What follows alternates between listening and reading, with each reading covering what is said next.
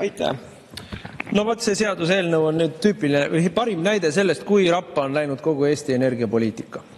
Aastaid ja aastaid on meil tegelenud siin progressiivsed, liberaalsed, globalistlikud jõud Eesti enda energiatootmisvõimekuste hävitamisega ehk sisuliselt siis Narva põlevkivielektrijaamade tootmisvõimekuste väljasuretamisega. Seda on tehtud erinevate siis administratiivsete meetoditega, alates sellest, et CO2 nii-öelda trahv või maks on pandud elektri hinna otsa, siis on keskkonnanõudeid kogu aeg karmimaks tehtud, sunnitud ettevõtted tegema ülikalleid kümnetesse miljonitesse ulatuvaid investeeringuid, mis tegelikult ei ole üldse põhjendatud.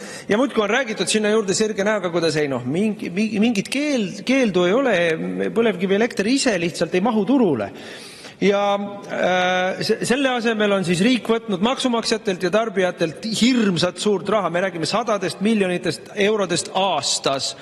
Ja osaliselt see on meie elektriarvetel, osaliselt on see meil automaksuga kaetud ja muude selliste viisidega kaetud. Hirmsat raha on võetud, et putitada siis taastuvenergia tootmise kasvu. Ja taastuvenergia, loomulikult, kui sa sinna paned raha, siis ettevõtlikud inimesed jooksevad sinna suunas. Taastuvenergia tootlikkus, võimekus on Eestis kasvanud. Ja kuhu me siis sellega jõudnud oleme? Jõudnud oleme välja sinna, et meil ei ole enam baastootmisvõimekust, mis hoiaks elektrivõrgus stabiilsust, mis hoiaks sagedust ja stabiilsust. Ainus, kes seda Eesti süsteemis tagas oli, ongi Narva jaamad, põlevkivijaamad. Nii. Kõigepealt tapame Narva jaamad ära, teeme kõrvale halva ja kalli ja ebastabiilse juhuelektri ja siis avastame, et ups, meie süsteem jookseb kokku. Me vaatame sisuliselt otsa samasugusele olukorrale, nagu äsja oli Hispaanias ja Portugalis. Mis on lahendus? Lahendus on loomulikult, võtame veel raha tarbijate taskust, et siis ennem seda väljasuretatud Narva jaama hakata siis natukene rahaga uuesti elus hoidma. Vot see on see, mille kohta Reagan ütles, et vasakpoolsete lahendus iga asja kohta on kõigepealt regulatsioon peale panna, kui siis ära ei sure, siis maksud peale panna, kui siis ikka ära ei sure, siis mingi muu asi välja mõelda ja kui ta siis ära sureb, siis hakkame subsideerima seda.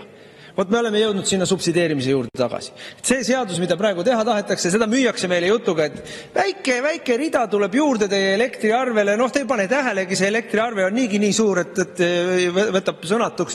Väike rida tuleb juurde ja selle eest saame siis korralikuma, stabiilsema võrgu ja elektrivõrgu stabiilsus on paremini tagatud. Kõigepealt te hävitasite ise oma ilgete ideoloogiliste, rumalate, lühinägelike, etteennustatavalt halbade otsustega ära meie elektrivõrgu stabiilsuse.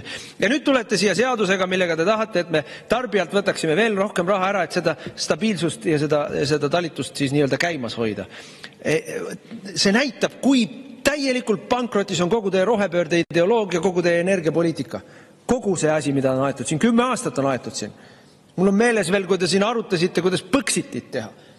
No võt, nüüd me maksame seda põksiti õhinapõhist juttu, paneme jälle tarbijale uue koormise peale. Ei ole nõus, me hääletame vastu. Aitäh!